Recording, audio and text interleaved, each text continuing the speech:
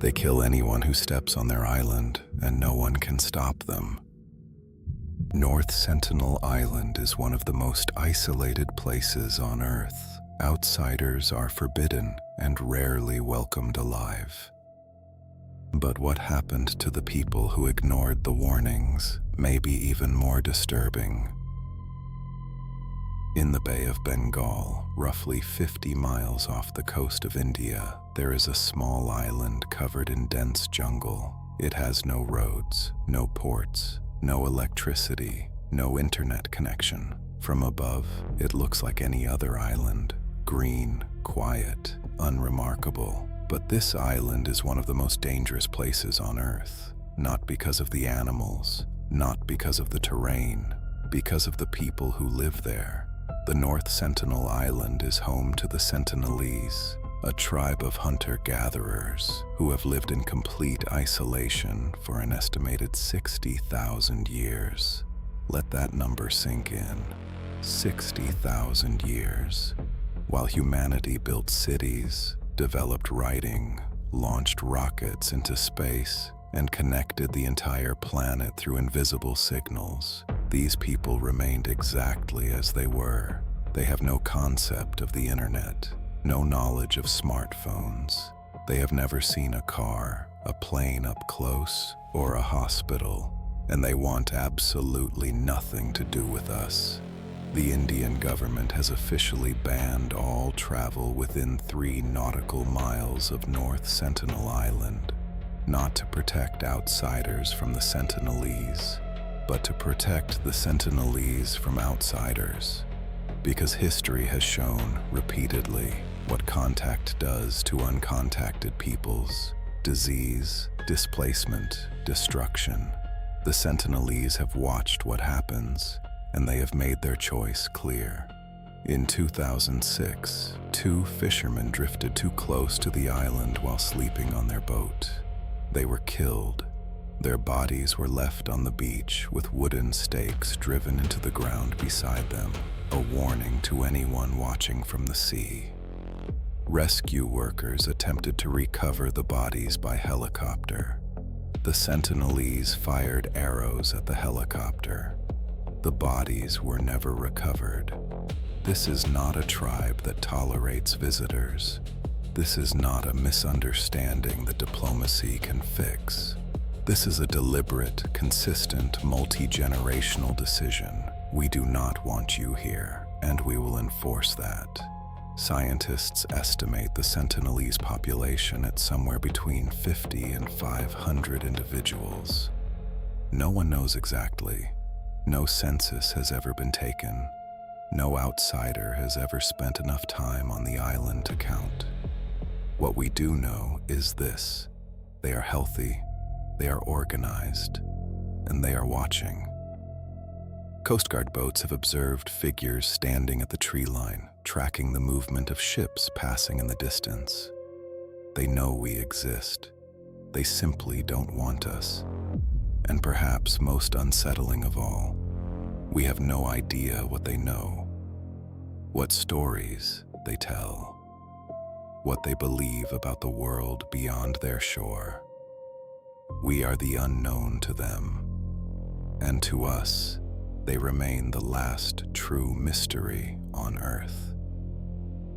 Anthropologists have been trying to study the Sentinelese for decades, mostly from a safe distance. What they've pieced together is both fascinating and deeply incomplete. The Sentinelese are believed to be direct descendants of the first humans who migrated out of Africa, roughly 60,000 to 70,000 years ago. This makes them one of the oldest continuous human populations on the planet. Think about what that means genetically. While the rest of humanity interbred across continents, mixed bloodlines, and developed regional genetic adaptations over thousands of years, the Sentinelese remained sealed. Their genetic makeup is likely one of the most isolated in the world. This is both remarkable and dangerous, because isolation means they have no immunity to diseases that the rest of humanity has spent centuries developing resistance to. The common cold could kill them. The flu could wipe out their entire population within weeks. This is one of the primary scientific arguments for leaving them alone, not just ethically, but biologically. Contact, even friendly contact, could constitute an extinction event for their people. From aerial observations and brief visual encounters, scientists have noted several things. The Sentinelese are skilled hunters and gatherers. They fish using long bows and handcrafted canoes. They collect fruits and roots from the jungle interior. They appear to have no agriculture, no farming, no cultivation of crops. Their tools are made from stone, bone, and metal salvaged from shipwrecks near the island. Yes, they collect metal from wrecked ships. They're not ignorant of the outside world's materials. They simply refuse to engage with its people. Their shelter structures, visible in aerial photographs, suggest a sophisticated understanding of their environment. Huts are built to withstand the seasonal storms that batter the island during monsoon season. They appear to have a social structure. Leadership roles have been inferred from behavioral observations, though nothing is confirmed. Their language is unknown, completely. Every major language family on Earth has been mapped, traced, and connected to others through shared roots. The Sentinelese language is unclassified. It has no known relative. No linguist has ever heard enough of it to analyze its structure. We cannot communicate with them, not because we haven't tried, but because they won't let us get close enough to try. In the 1990s, Indian anthropologist T.N. Pandit led a series of carefully planned contact expeditions. Boats would approach slowly, offering coconuts, metal tools, and red cloth as gifts, items known to appeal to isolated peoples in the region. On some occasions, the Sentinelese accepted the gifts. On others, they fired arrows. The interactions were never violent enough to constitute war, but never peaceful enough to constitute communication. Pandit himself described one encounter where a young Sentinelese man walked to the water's edge and stared at him directly for several moments, then turned and walked back into the jungle without a word. That image haunted him for years. A human being looking at another human being and choosing to walk away. In November 2018, a 26-year-old American missionary named John Allen Chow paid local fishermen to take him as close to North Sentinel Island as legally possible. Then he kayaked the rest of the way alone. He had been planning this for years. Chow was a devout Christian who believed it was his calling to bring the gospel to the Sentinelese, one of the last unreached peoples on Earth. He had studied the island extensively. He knew the dangers. He had trained physically for the journey. He also knew it was illegal. On his first approach, the Sentinelese fired arrows at him. One arrow struck his Bible. He retreated. He wrote in his journal that night, "God, I don't want to die." The following morning, he went back. The fishermen waiting offshore watched as he paddled toward the island again. They saw him reach the beach. They saw figures emerge from the jungle. Then they saw nothing more. The next morning, they observed the Sentinelese dragging a body along the beach. John Allen Chow was dead. The Indian government considered launching a retrieval operation. They ultimately decided against it. The risk to both their personnel and to the Sentinelese themselves was too high. His body was never recovered. The incident sparked a fierce global debate.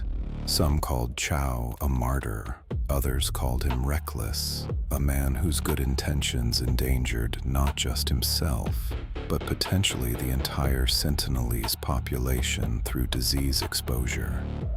Indian legal experts noted that under Indian law, the killing of an intruder on North Sentinel Island falls into an extraordinary legal gray zone. The island has protected status. The Sentinelese are legally sovereign over it. Prosecuting them is essentially impossible, and no one has seriously proposed it. The fishermen who transported Chow were briefly arrested, then released. No charges were filed against the Sentinelese, because in the eyes of Indian law, and arguably in the eyes of basic human reason, they were defending their home. What makes the Chow case so deeply unsettling is not the violence, it's what the violence represents. A young man, motivated by genuine belief, crossed every boundary, legal, ethical, physical, to reach people who had spent 60,000 years making it clear they do not want to be reached. And the island took him the same way it takes everyone. Quietly, finally, without explanation. His journals, recovered after his death, reveal a young man wrestling with fear and faith in equal measure. His final entry ends mid-sentence. Whatever he was writing, he didn't finish it. Here is the question that no scientist, no government, and no philosopher has been able to fully answer. Do we have the right to make contact, even if we could do it safely? This is not a hypothetical. It is the central ethical debate surrounding every uncontacted people on Earth. There are currently believed to be approximately 100 uncontacted tribes worldwide. Most in the Amazon rainforest, some in Papua New Guinea, and the Sentinelese on their island in the Bay of Bengal. Each one represents a sovereign human community that has chosen, either actively or by circumstance, to exist outside the modern world. The argument for contact goes like this. They are human beings entitled to medical care, education, and knowledge. Leaving them in isolation is itself a kind of abandonment. What if they are suffering from preventable disease? What if they want help and simply don't know how to ask? The argument against is older and arguably stronger. Every historical case of forced or accidental contact with isolated peoples has ended in catastrophe for the isolated group. Disease, cultural collapse, psychological devastation. The pattern is so consistent, it is essentially a law of anthropology. And then there is the Sentinelese themselves, who are not passive in this debate. They vote with arrows. What's remarkable about the Sentinelese is that they are not simply unaware of the outside world. They are aware enough. They have seen ships. They have collected metal from wrecks. They have watched helicopters hover overhead. They understand, on some level, that something exists beyond their shore. And they have consistently, violently, unambiguously said, no, that is not ignorance. That is a decision. The Indian government's current policy reflects this. The island is protected, contact is prohibited, and the Sentinelese are granted a form of de facto sovereignty that few indigenous peoples anywhere in the world have ever been given. Whether that policy holds as the modern world presses ever closer through climate change, rising sea levels, fishing encroachment, remains to be seen. Scientists who study the island from a distance note something that rarely makes it into the official reports. At night, from far enough offshore, you can sometimes see firelight through the trees. Small, flickering points of orange in the darkness. People gathered around fire, the way humans have gathered around fire for 60,000 years. Telling stories, perhaps, sleeping, living, completely unaware or completely unbothered by the civilization that surrounds them. There is something in that image that is difficult to name. Not pity, not envy, something closer to awe. Because in a world where every corner has been photographed, every culture documented, every language recorded, the Sentinelese remain genuinely, completely unknown. And perhaps that is exactly what they want. The last mystery, kept alive not by distance, but by choice. Their choice. The island remains untouched, protected, and feared. Some mysteries are meant to stay isolated,